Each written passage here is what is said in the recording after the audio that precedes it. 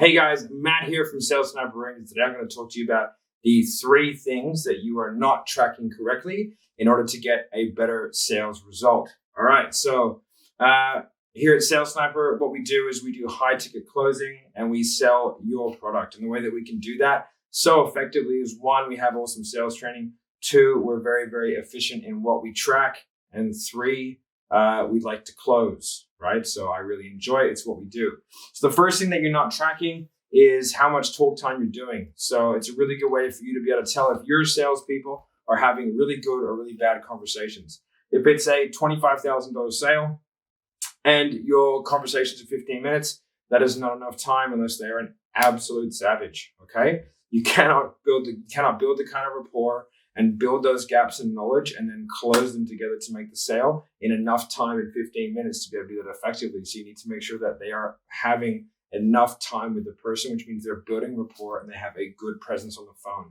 The second one that you're probably not doing is actual call volume, right? So you need to know how many dials these guys are doing and then compare that to how long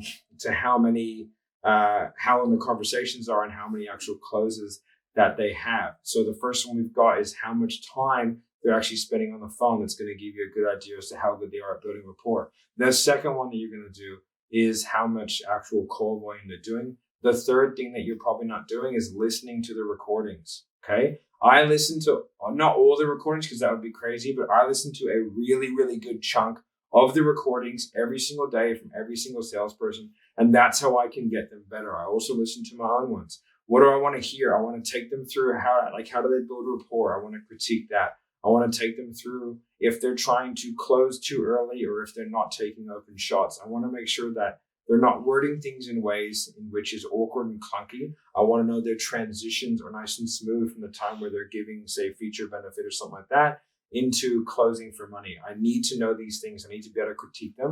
And you need to be able to have an honest and open conversation with your salesperson to make sure that they are taking on that criticism and getting better and better. The fourth little bonus one is you're probably not tracking the objections, okay?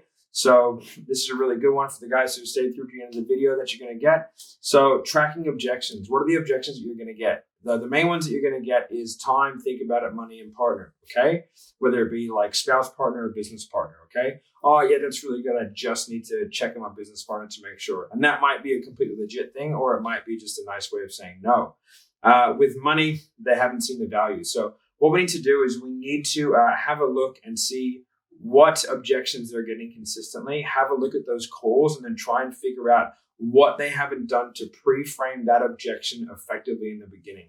Essentially, all objections are the same thing. It's just they're not confident in either the value or that they can get the desired outcome. So the pre-framing of that has been done incorrectly, and every objection can be handled in sort of a similar way, which is like what's really going on here.